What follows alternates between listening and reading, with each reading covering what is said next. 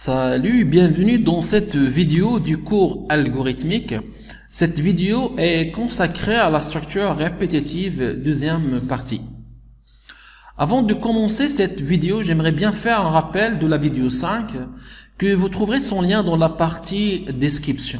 La vidéo 5 a été consacrée à la structure répétitive et en particulier l'instruction tant que. Alors pour rappel, la structure répétitive permet l'écriture des mêmes instructions plusieurs fois et de les écrire une seule fois, ensuite de répéter leur exécution un certain nombre de fois tant qu'une condition est vraie. Alors pour comprendre, donc soit l'exemple suivant. Donc écrire l'algorithme permettant d'entrer 10 notes et de calculer leur moyenne. Alors voici la version d'un algorithme sans l'instruction tant que.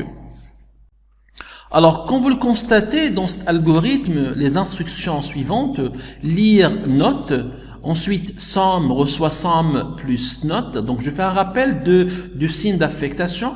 Ici, je représente le signe d'affectation par la flèche, ce qui veut dire que la variable somme va recevoir la variable somme avant plus la note. Alors, je viens de dire que les instructions lire note, somme, reçoit somme plus note, alors leur écriture se répète 10 fois. Si nous avons ce note, alors dans ce cas-là, nous devons écrire ces instructions 100 fois.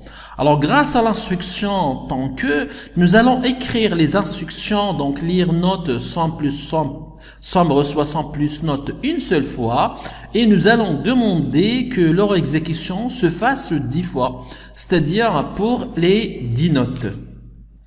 Donc voici la version de l'algorithme avec l'instruction tant que. Donc comme vous le constatez, l'écriture de l'algorithme a été simplifiée et il a plus de sens maintenant. Alors, d'abord, nous déclarons les variables. Donc, la première variable, c'est note. Donc, cette variable sera tapée au clavier. Elle contiendra à un instant donné une seule note. Alors, la variable somme, cette variable va accumuler la somme des notes. Chaque note entrée au clavier, elle est ajoutée à la variable somme. La variable moyenne, c'est une variable qui sera calculée par la formule somme sur 10. Compteur, c'est une variable qui va compter le nombre des notes entrées au clavier. Cette variable va servir pour la condition, pour arrêter la condition de la répétition. Alors, compteur reçoit 1. Alors, cette instruction initialise la variable compteur à la valeur A, c'est-à-dire nous allons entrer la première note. Somme reçoit 0. Cette instruction initialise la variable note à 0. Cette variable reçoit la somme des notes entrées. Donc, pour l'instant, aucune note entrée. Alors, tant que compteur inférieur ou égal à 10, faire. Alors, cette instruction répète l'exécution des instructions suivantes 10 fois. Donc, lire note, somme reçoit somme plus note, compteur reçoit compteur plus 1. Donc, la répétition s'arrête lorsque la condition compteur inférieur ou égal à 0 devient fausse, c'est-à-dire compteur à la valeur 11. Alors, au départ, la variable compteur a la valeur 1. Et entre tant que et fin tant que, vous remarquez l'instruction compteur reçoit compteur plus 1. Cette instruction incrémente compteur de 1 à chaque lecture d'une note. Ainsi, la variable compteur, à un instant donné, a la valeur 11. Alors, tant que compteur est inférieur ou égal à 10, il va répéter les instructions suivantes. Lire la note, ajouter à la somme la valeur de la note, puis incrémenter compteur. Ces instructions vont se répéter 10 fois. Alors, lorsque la variable compteur a la valeur 11, la répétition se termine. On dit aussi la boucle se termine. Alors, les instructions qui vont s'exécuter après la boucle tant que, c'est moyenne, reçoit somme sur 10 et écrire moyenne, donc il va afficher la moyenne et l'algorithme prend fin. Voilà pour rappel de la vidéo 5. Passons maintenant aux deux autres structures de répétition. Il s'agit de l'instruction ou de la boucle pour et de la boucle répétée jusqu'à. Donc, pour résumer, nous avons trois structures pour exprimer la répétition. Donc, tant que, pour et répéter jusqu'à. D'abord, appliquons à l'exemple précédent l'instruction pour. Donc, alors, après la déclaration de variable, nous initialisons somme à 0. Alors, l'initialisation du compteur est faite dans l'instruction pour. Alors, compteur allant de 1. Voilà. L'instruction pour compteur allant de 1 à 10 se faire. Donc, cette instruction permet de répéter les instructions. Quelles sont les instructions qui vont se répéter? Lire note, somme reçoit 100 plus note. Alors, il va répéter ces deux instructions 10 fois. Depuis compteur égale à 1 jusqu'à 10. Alors, une fois compteur à la valeur 11, la répétition ou la boucle se termine. Alors, vous remarquez ici qu'il n'y a pas l'instruction compteur reçoit compteur plus 1. Donc, pourquoi? Parce que l'incrémentation de la variable compteur se fait automatiquement dans l'instruction pour compteur allant de 1 jusqu'à ou bien à 10 faire.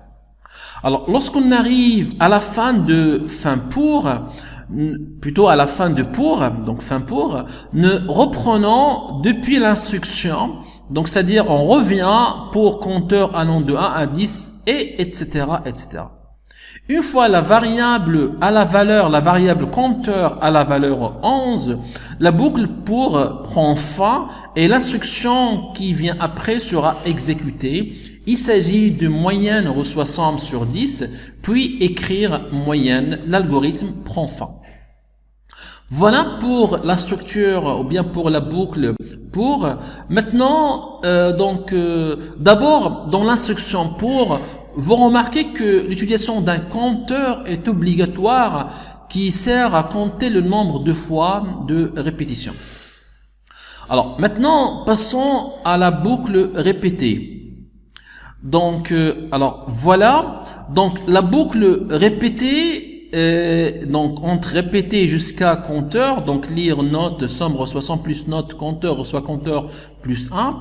Alors cette boucle-là va répéter ces instructions.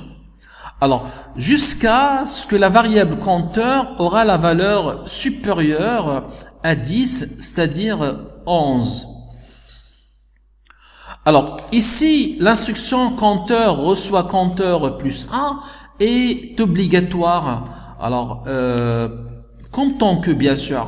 Alors, si vous oubliez d'écrire cette instruction, c'est-à-dire compteur reçoit compteur plus 1, donc la variable compteur aura toujours la valeur 1.